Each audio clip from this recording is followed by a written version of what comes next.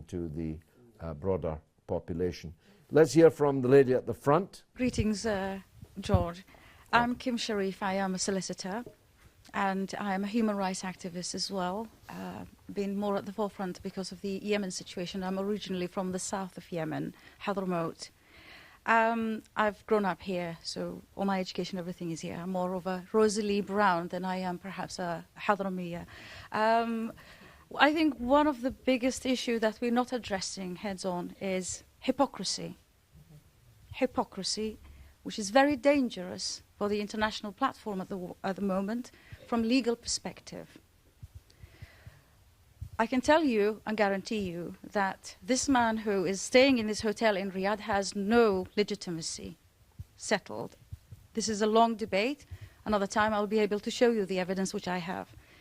Secondly, the getting together and bombarding this country without express authority from the UN to use force is simply illegal. Thirdly, the blockade is just illegal.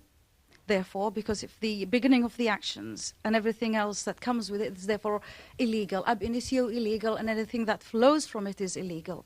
What is now going on is genocide by this illegal blockade. There's mass starvation as a result of this blockade. Indeed. Now, where is the danger for us here in the UK? As an established, oldest democracy in the world, one of our core values is to uphold the rule of law and democracy. Now, we've stopped doing that. Of course, Blair has set precedent, as you said, in the case of Mr. Bandar bin Sultan. It's a clear case of criminal behavior. He should have been indicted. How you solve the issue later on is a matter, another day's conversation, but they haven't done that. Why is it dangerous for us here in the UK? We have an unwritten constitution. And where you have the executive taking the mickey out of the judiciary in that way, that means we are at risk.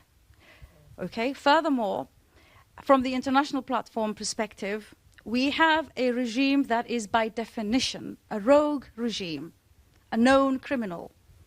Because, let's just go to Justa law, for example. Justa law already identifies for us that the members of the Saudi regime were involved in 9/11. 9/11 was the beginning of this business of war against terror.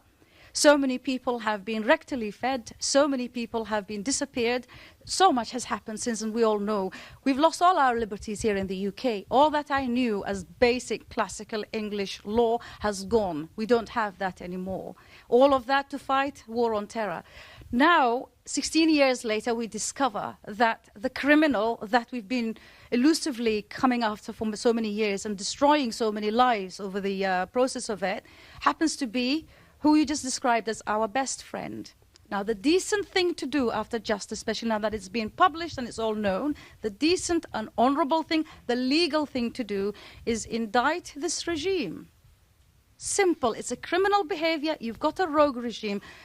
Once you have a rogue regime, by definition, under international law, it is illegal to sell them weapons. Under international law, under European law, under UK law. And for your information, there is a case going on right now, brought to court by CAT, Campaign Against Arms Trade. And that is challenging the UK government's legal position vis-à-vis selling weapons or continuing to sell weapons to the Saudi regime in light of the Yemen situation. The problem that we're not addressing head-on is that this parliament has got us involved in a war without parliamentary approval. So there's so much more that I can tell you. There's so much hypocrisy and illegality going on, which is very, very dangerous for international relations, because we now have a system of absolute chaos, as simple as that.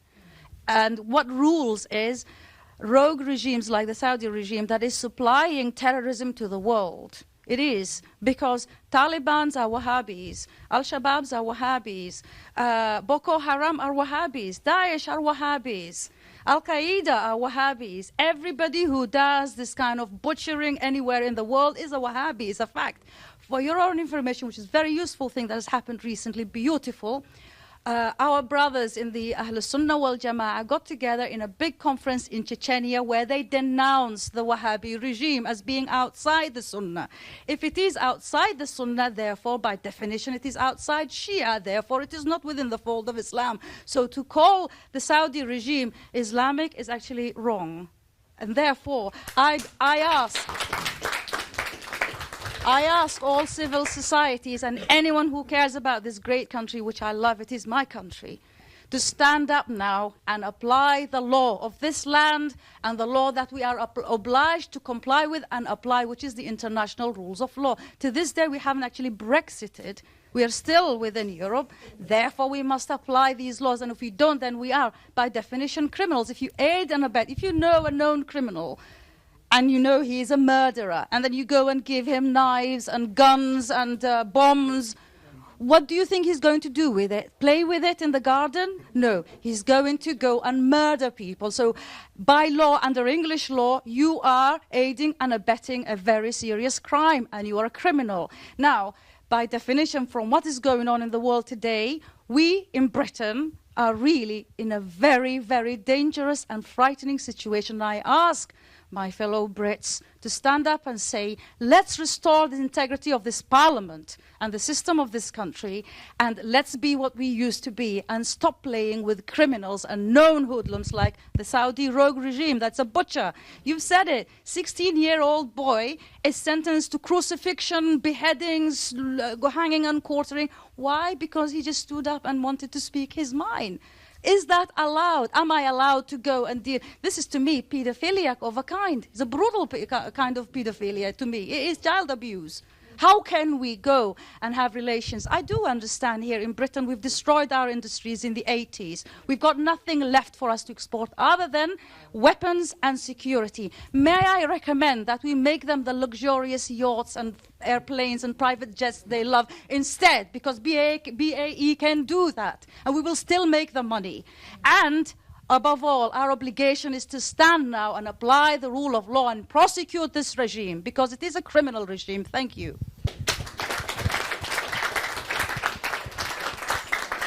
Madam, in the 5 years I have been making this show, that was the best contribution from any audience member that I have ever heard. And I'm going to make a prediction to you.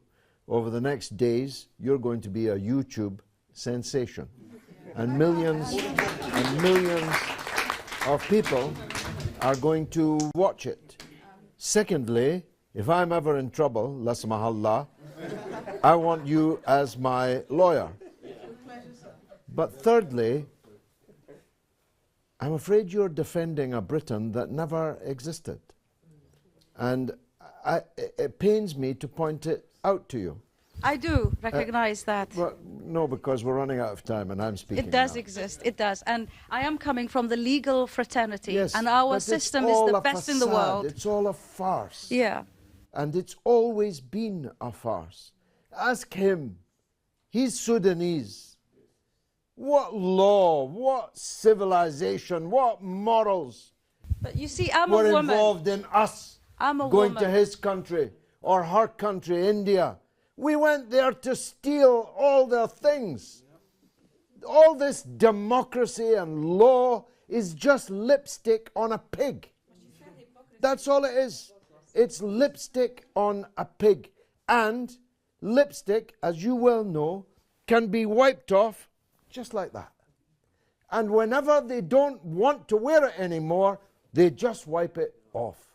So I beg of you not to invest in the British, the political class. Look, when I was 9 years old, I came home, I told my Irish grandfather that the teacher had said that the British had an empire so vast that on it the sun never set. This is what he said in reply. That's because God would never trust the British in the dark.